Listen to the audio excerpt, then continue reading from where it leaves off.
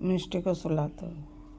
मिष्टी को अगर ऐसे सुलाओ तो मिष्टी को बहुत अच्छा लगता है, वो सो भी जाती है। खाना खा लिया है और सोने की तैयारी है उसकी, बस अपने बिस्तर के अंदर घुस गई। उसको प्यार करो, ऐसे सहलाओ, बड़ा अच्छा लगता है उसको।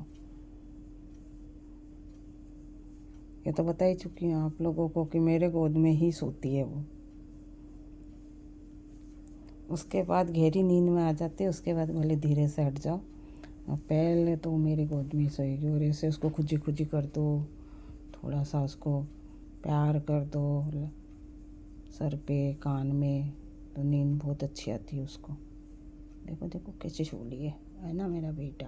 आंखें खोल, खोलो खोलो खोलो। नहीं खोलेगी अब, बहुत गहरी नींद में सोगी अब।